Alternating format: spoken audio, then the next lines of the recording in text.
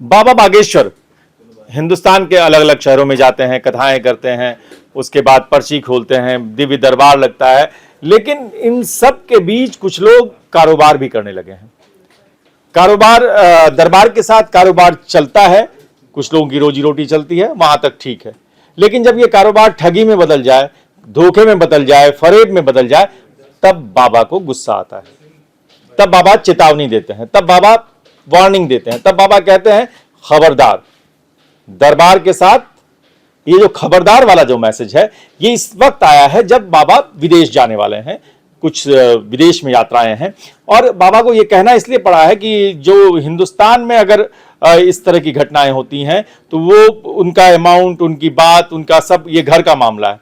विदेश में अगर बाबा के नाम पे कोई धोखाधड़ी, कोई उनको कहेगा कि मैं बाबा से मिला दूंगा तो आप इतने पैसे दे दो, बाबा के दरबार में ये करवा दूंगा तो इतने पैसे दे दो, पर्ची खुलवा दूंगा तो इतने पैसे दे दूंगा, तो ये उनको चिंता है। इस चिंता की वजह से उन्होंने कह दिया है, खबरदार कर दिया।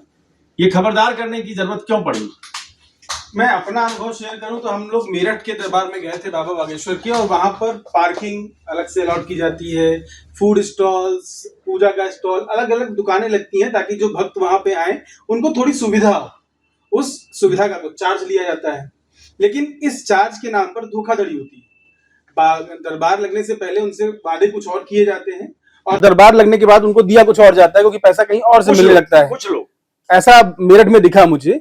और यही चेतावनी, चूंकि यह मुद्दा हमने उठाया था, न्यूज कॉरिडोर ने उठाया था, तो इस मुद्दे पे बाबा बागेश्वर ने पहली बार बोला है।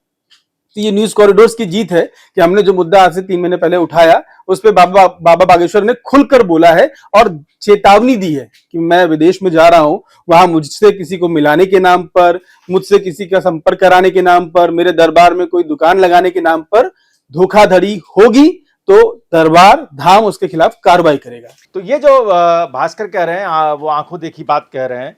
लेकिन हम फिर कहते हैं कि बाबा बागेश्वर के दरबार में हर तरह के नियमों, कायदों की आयोजक पूरी इंतजाम इस तरह से करते हैं कि किसी इस तरह के फरेबी को जगह न मिले। लेकिन हर व्यवस्था में कुछ लोग ऐसे आ जाते हैं, कुछ लोग ऐसे फरेबी हैं जो बदनाम करने की कोशिश करते हैं। तो हम पूरी कथा आयोजन और आयोजकों को सवालों के घेरे में नहीं ला रहे हैं, लेकिन ये जो इक्का दुक्का लोग हैं, ये जो चावल में कंकर का काम करते हैं, बासमती चावल का स्वाद खराब कर देते हैं, ऐसे लोगों को बाबा ने खबरदार कर दिया। ठीक किया? नहीं, बिल्कुल ठीक किया है। ये तो हम लोग बचपन से देखते हैं, दादी नानी के घर में भी जी चावल में जो होता है वो डगड़ा में रखा जाता है, कंकर को चुन कर फेंक दिया जाता है। तो ये काम यहाँ भी करना है कि जो इस तरह के कंकर हैं, जो सिर्फ बदनाम करते हैं, इस चीज़ों का नाजायज़ फ़ायदा उठाते हैं, लोगों के साथ धोखाधड़ी करते हैं। और सबसे बड़ी बात कि बाबा बागेश्वर का नाम भी इसमें बदनाम होता है। अगर किसी एक आदमी के साथ भी धोखाधड़ी हो किसी तरह की, तो बाबा बागेश्वर का नाम भी बदनाम होता है कि भाई बाबा बागेश्वर के देखिए कि उनके दरबार में इस तरह से चलती है चीज़ें। तो ये तो उन्होंने बिल्कुल सही कहा है, और ऐसे लोगों को आइडेंटिफाई करके, चिन्हित करके इमीडिएट उन पर एक्शन लेना चाहिए कि आगे इस तरह की परिस्थिति का, इससे क्या है ना, इससे विश्वास का संकट पैदा होता है। इससे ये जो बाबा बागेश्वर हैं वो महान भक्त हैं और लगातार जितनी ख्याति उनको मिली है, ईश्वर ने छप्पर फाड़ कर उन पर आशीर्वाद बरसाया है।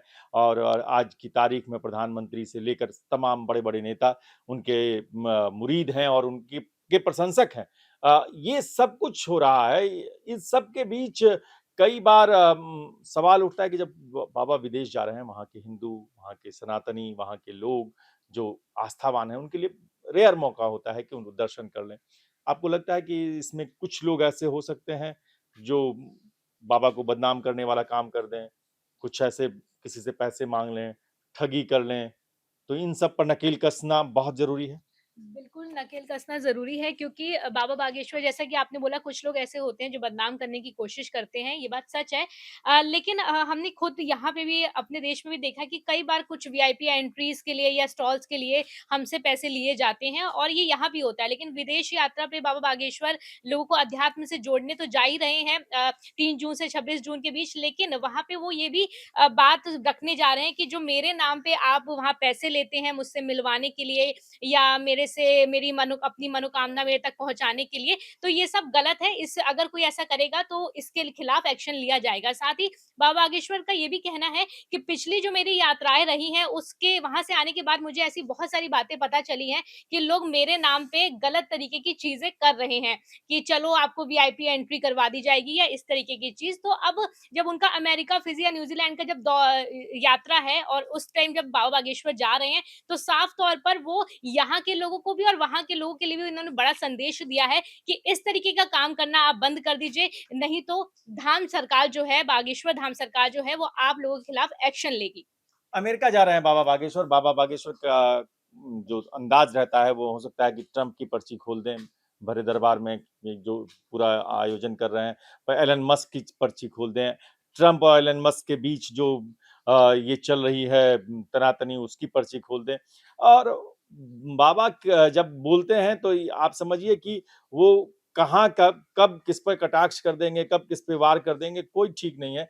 और ट्रंप जिस तरह से लगातार कभी टैरिफ लगाते हैं, कभी हटाते हैं, कभी दोस्ती करते हैं, कभी दुश्मनी करते हैं, कभी फोन करते हैं, कभी कूद पड़ते हैं कि पाकिस्तान में ऑपरेशन सिंदूर में पाकिस्तान में हमने मध्यस्थता कर दी। तो हो सकता है कि बाबा दरबार में इस पे भी चुटकी ले लें।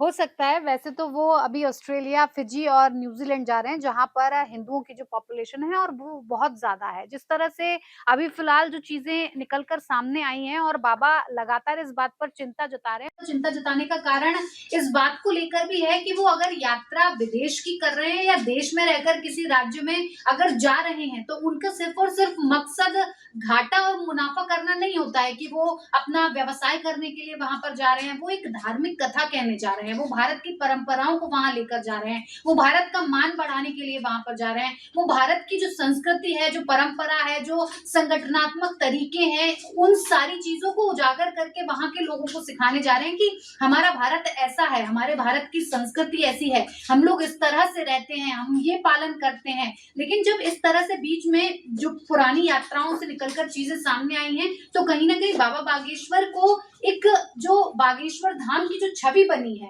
हर भारत देश में, तो खास करके बागेश्वर धाम को लोग भगवान की तरह ही पूजते हैं। उनकी जिस तरह की फैन फॉलोइंग है, वो उन्हें भगवान से कम नहीं मानती है, भगवान ही मानती है। और तक पहुंचने के लिए किसी भी तरह का वो इस ठगी के रास्ते में फंस जाती है। तो जो उनकी छवि खराब होने का जो उन्हें डर है, सबसे ज्यादा इसी बात को लेकर बाबा बागेश्वर ने कहा है कि वहां के नियम, कायदे, कानून बहुत अलग हैं। हम विदेश जा रहे हैं, वहां के नियमों को ध्यान में रखकर जो भी आयोजन हो रहा है उसमें आपको पार्टिसिपेट करना होगा, और अगर ऐसा नहीं होता है तो वो वापस आकर फिर कानूनी कार्रवाई जरूर करेंगे। क्योंकि हमने देखा, मुझे लगता है कि विदेश में भी इस तरह की एक चाह होगी, क्योंकि हिंदुओं के मन में ऐसा रहता है कि बहुत कम लोग होते हैं जो भारत देश से आते हैं। तो जब आते हैं तो उनका मन रहता है कि वो उस तरह से चीजें करें। तो हो सकता है कि बाबा बागेश्वर की जो चिंता है वो बहुत जायज है और नॉर्मल है कि इससे उनकी भी छवि खराब हो सकती है। ये जो नॉर्मल सी चिंता है, लेकिन बाबा बागेश्वर की एक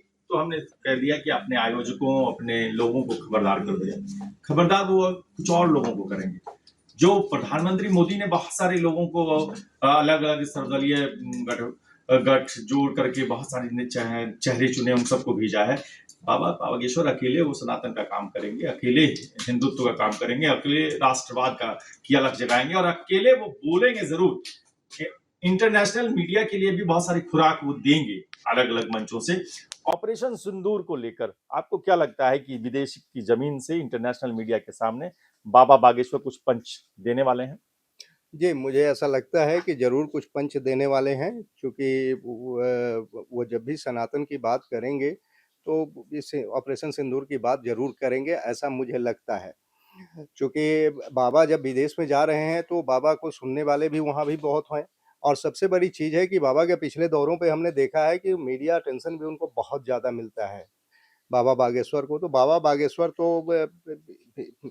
उनकी बौद्धिक क्षमता पर तो कोई शक है नहीं, और मुझे पूरी उम्मीद है कि इस मौके का वो जरूर लाभ उठाएंगे और जरूर धो डालेंगे पाकिस्तान को।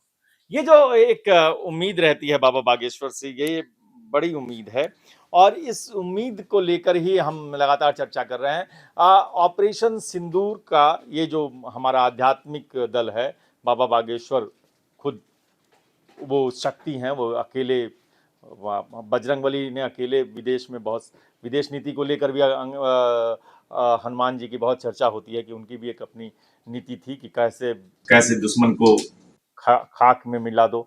तो ये जो सब कुछ है हनुमान कथा में, लंका कांड का जिक्र इस बार जमकर होगा विदेशी जमीन पे। बिल्कुल होगा और इस होना भी चाहिए क्योंकि जिस तरीके के हालात अभी हिंदुस्तान में देखे हैं और जवाब दिया है ऑपरेशन सिंदूर के ज़रिए, तो वो जैसा कि आपने बोला एक डेलीगेशन गया था, पीएम मोदी ने जो भेजा भारत सरकार ने भेजा, एक डेलीगेशन धार्मिक डेलीगेशन जो है, वो बाबा बागेश्वर वहाँ जाके जवाब देंगे और ये चीज़ बताएँगे कि ऑपरेशन सिंदूर के ज़रिए भारत ने कितने साहस तरीके से इस चीज़ को लिया है और फिर इसका जो जवाब है, वो पाकिस्तान को दिया है और अपनी सारी बातें वो रखेंगे।